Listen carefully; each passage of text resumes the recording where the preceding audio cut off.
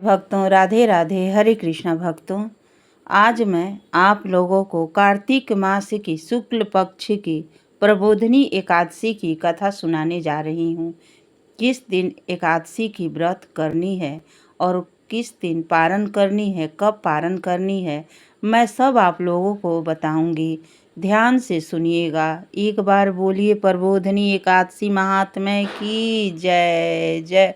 विष्णु भगवान की जय जय। ब्रह्मा जी बोले, हे मुनि श्रेष्ठ, अब आप पापों को नष्ट करने वाली तथा पुण्य और भक्ति को देने वाली प्रबोधनी एकादशी का महात्म्य सुनिए। भागीरथी गंगा मनुष्य को तभी तक फल देती है जब तक कि कार्तिक मास की प्रबोधनी एकादशी नहीं आती। तीर्थ, नदी, समुद्र आदि तभी तक फल देती है जब तक प्रबोधनी एकादशी नहीं आती। कार्तिक मास शुक्ल पक्ष की प्रबोधनी एकादशी के व्रत का फल 1,000 अश्वमेघ 100 राज सूर्य यज्ञ के फल के बराबर होता है। नारद जी ने पूछा कि हे पिता, एक संध्या को भोजन करने से, रात्रि में भोजन करने तथा पूरे दिन उपवास करने से क्या क्या फल मिलता है, उसे आप समझाइए। ब्रह्मा जी बोले कि हे नारद, एक संध्या को भोजन करने से 1 जन्म की रात्रि में, भोजन करने से 2 जन्म में तथा पूरे दिन उपवास करने से 7 जन्म के समस्त पाप नष्ट हो जाते हैं। जिस वस्तु का त्रिलोक में मिलना दुष्प्राय है, वह वस्तु प्रबोधनी एकादशी के व्रत से मिल जाती है। प्रबोधनी एकादशी के व्रत के प्रभाव से सुमेरु पर्वत के समान कठिन पाप क्षण मात्र में ही नष्ट हो जाते हैं। अनेकों पूर्व जन्म के किए हुए बुरे कर्मों को प्रबोधनी एकादशी का व्रत क्षण भर में नष्ट कर देता है। जो मनुष्य अपने स्वभावानुसार इस प्रबोधनी एकादशी का विधि पूर्वक व्रत करते हैं, उन्हें पूर्ण फल मिलता है। हे मुनीश्वर, जो मनुष्य श्रद्धा पूर्वक थोड़ा भी पुण्य करते हैं, वह उसका पुण्य पर्वत के समान अटल हो जाता है।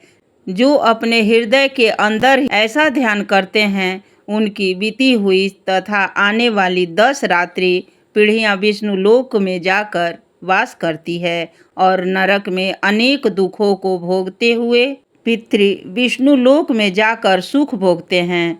ब्रह्म हत्या आदि महान पाप भी प्रबोधनी एकादशी के दिन रात्रि को जागरण करने से नष्ट हो जाते हैं। प्रबोधनी एकादशी को रात्रि को जागरण करने का फल अश्वमेघ आदि यज्ञों के फल के अधिक होता है। समस्त तीर्थों में जाने तथा गौ, स्वर्ण, भूमि आदि के दान का फल कार्तिक मास की शुक्ल पक्ष की प्रबोधनी एकादशी के रात्रि के जागरण करने से फल के बराबर होता है। समस्त तीर्थों में जाने तथा गौ, स्वर्ण, भूमि आदि के दान का फल कार्तिक मास के शुक्ल पक्ष की प्रबोधनी एकादशी के रात्रि जागरण करने का फल के बराबर होता है। इस संसार में उसी मनुष्य का जीवन सफल है जिसने प्रबोधनी एकादशी के व्रत के द्वारा अपने कुल को पवित्र किया है। संसार में जितने भी तीर्थ हैं तथा जितने भी तीर्थों की आस की जाती है, वह सब प्रबोधनी एकादशी का व्रत करने वाले के घर में रहते हैं। मनुष्य को समस्त कर्मों को त्यागते हुए भगवान की प्रसन्नता के लिए कार्तिक मास की प्रबोधनी एकादशी का व्रत करना चाहिए। जो मनुष्य इस एकादशी के व्रत को करते हैं, वह धनवान, योगी, तपस्वी तथा इंद्रियों को जीतने वाला होता है, क्योंकि वह एकादशी भगवान विष्णु की अत्यंत प्रिय है। इस व्रत के प्रभाव से मनुष्य पुनः जन्म लेता है। इस व्रत के प्रभाव से कामिक, वाचिक और मानसिक पाप नष्ट हो जाते हैं।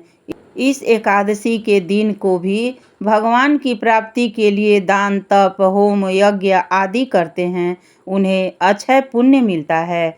प्रबोधनी एकादशी के दिन भगवान की पूजा करने से बाल यौवन वृद्धावस्था के समस्त पाप नष्ट हो जाते हैं।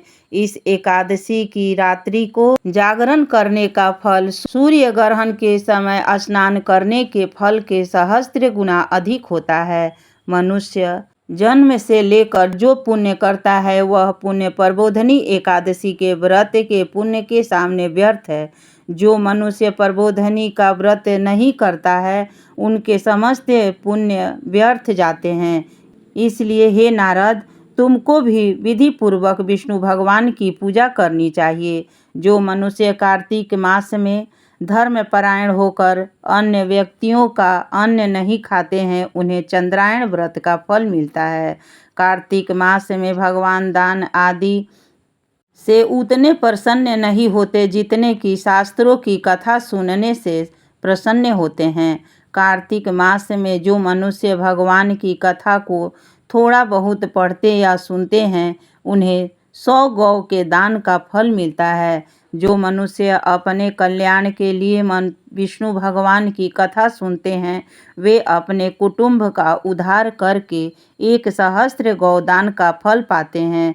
जो मनुष्य प्रबोधनी एकादशी के दिन विष्णु की कथा सुनते हैं उन्हें 7 दीपों के दान का फल मिलता है। जो मनुष्य जो विष्णु की कथा भक्ति पूर्वक सुनते हैं और कथा वाचते वाले ब्राह्मण की यथोचित पूजा करते हैं तथा उसे संतुष्ट करते हैं वे उत्तम लोक को जाते हैं। इस पर नारद जी बोले कि हे ब्रह्मा जी, अब आप एकादशी के व्रत का विधान कहिए और कैसे व्रत करना है और कौन सा पुण्य मिलता है वह सब समझाइए। ब्रह्मा जी बोले कि हे नारद, इस एकादशी के दिन मनुष्य को ब्रह्म मुहूर्त में उठना चाहिए और नदी, तालाब, कुआं आदि का स्नान करके व्रत का नियम ग्रहण करना चाहिए।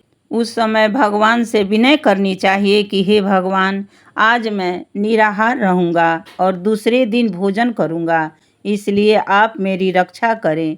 इस प्रकार विनय करके भगवान की पूजा करनी चाहिए और व्रत का प्रारंभ करनी चाहिए।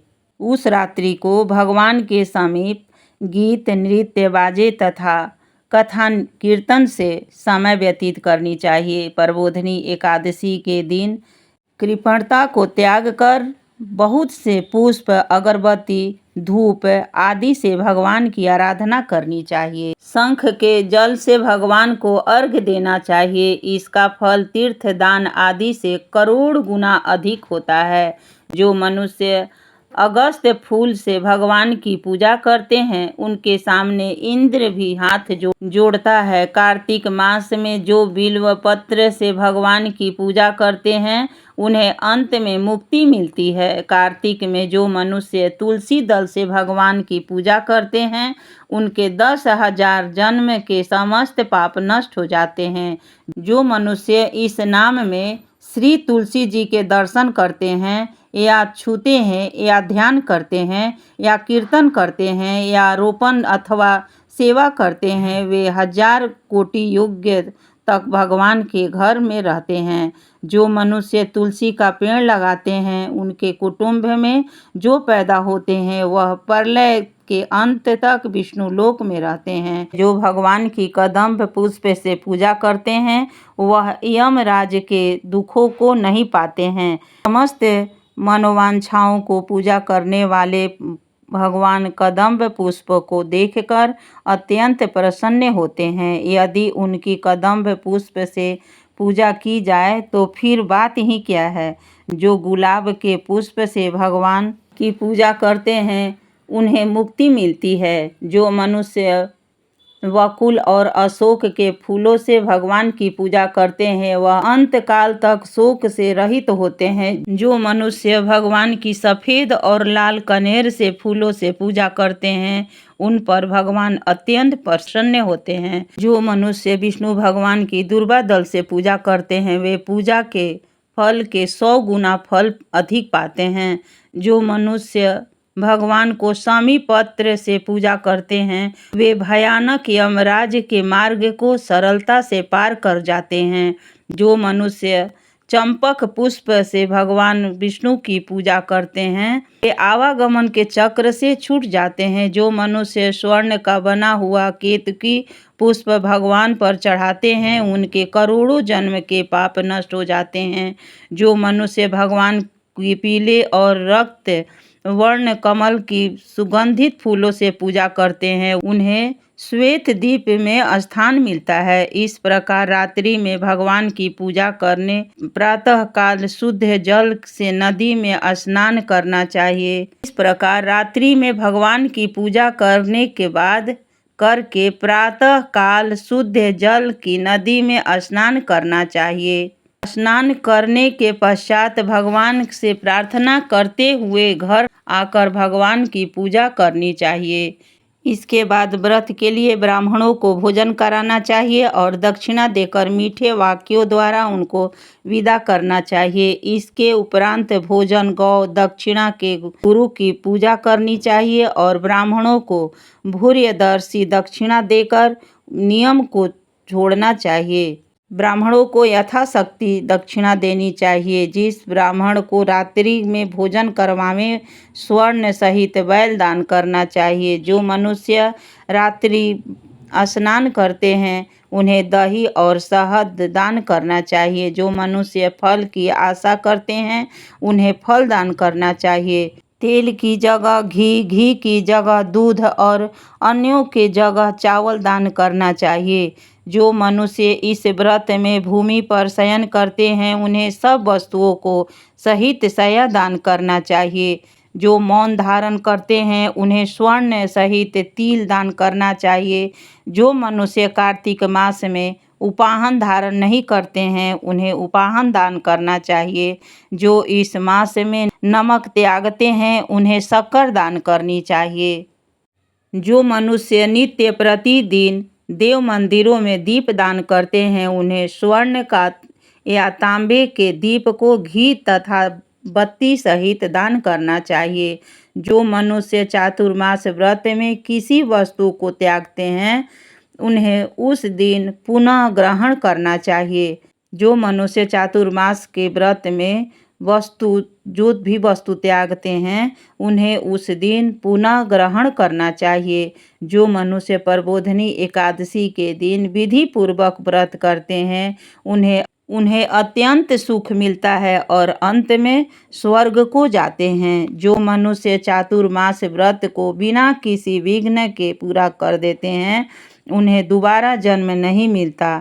जिस मनुष्यों का व्रत खंडित हो जाता है, वह नरक को जाते हैं। जो मनुष्य इस एकादशी के महात्म्य को सुनता व पढ़ता है, उन्हें अनेक गोदान का फल मिलता है। इसीलिए मनुष्यों को मूर्खता त्याग कर प्रबोधिनी एकादशी का व्रत सभी को करना चाहिए। एक बार बोलिए प्रबोधिनी एकादशी महात्म्य की जय। जय विष्णु भगवान की जय। जय माता लक्ष्मी की जय। जय। अब आप सुनिए एकादशी का व्रत किस दिन करनी है। प्रबोधिनी एकादशी का व्रत सभी को 1 नवंबर शनिवार को रखनी है और पारण रविवार 2 नवंबर को करनी है और पारण प्रातः से 8:12 तक पारण करनी है। पारण तुलसी दल से करनी है। अच्छा लगे तो लाइक करें, शेयर करें तथा सब्सक्राइब करें। धन्यवाद। राधे राधे। हरे कृष्णा।